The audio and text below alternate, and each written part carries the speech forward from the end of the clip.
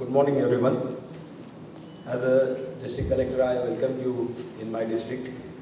Let me tell you that Nashik is one of the very prominent districts in India, I would say, because in the last year we completed 150 years of our formation. This is one of the unique districts which has completed 150 years.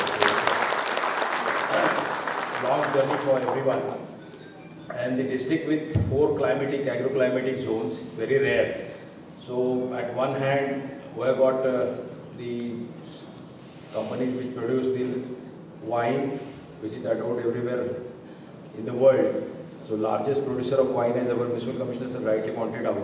And on the other hand, we have got Trambakeshwar, Saptashringi. So those who are interested in wine can go to Sula, and those who are interested in divine can go to Saptashringi. So wine and divine. Both the things we offer a very good platter for you. So you can get worldly pleasures at one hand and godly blessings at the other hand.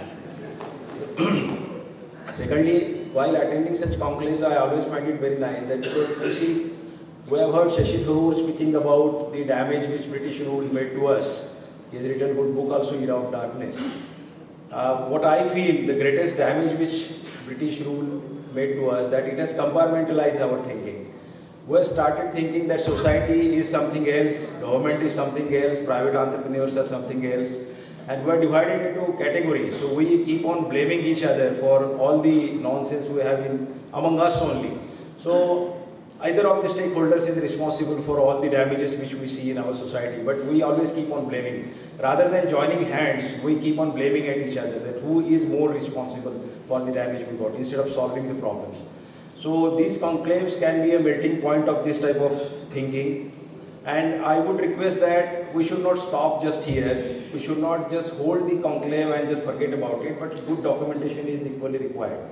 So this is our smart Thavil's responsibility to document each and every idea spoken about, each and every thought which dwell upon each other, and to make a good documentation, and on the basis of that, when we are framing our policies, when we are actually undertaking the programs, this thinking should reflect in that. Otherwise, that will go on as a window-driven program and this thinking will remain in the hall itself.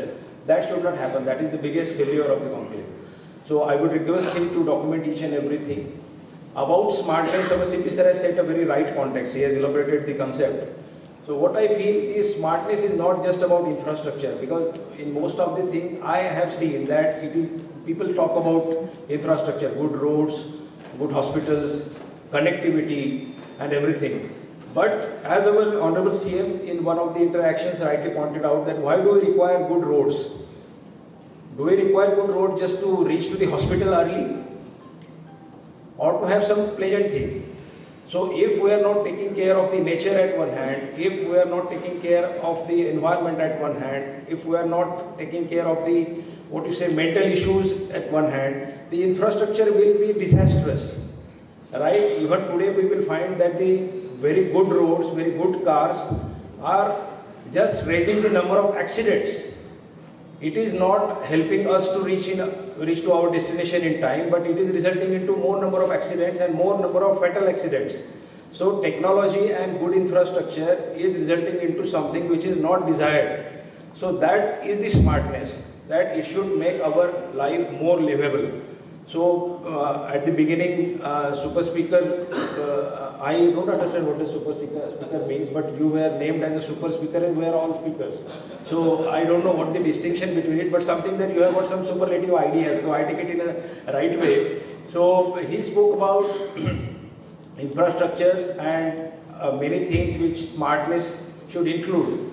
So I personally feel, he talked about Pune, Thane and Mumbai and now Nashik. So fortunately, Nashik is a very, very good city as compared to the other city on a livable index.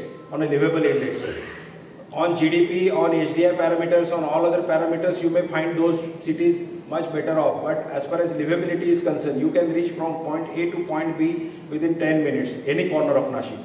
You will see the atmospheric clarity around. So we don't want to lose that.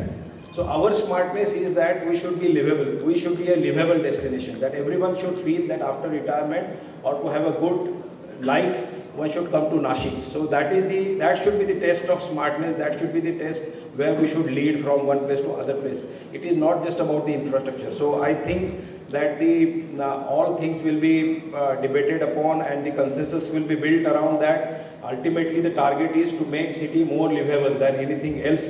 So I extend my warm wishes to everyone, and for any other requirements, if you feel free to contact me. My officers will be around, and we extend all our cooperation for your stay here.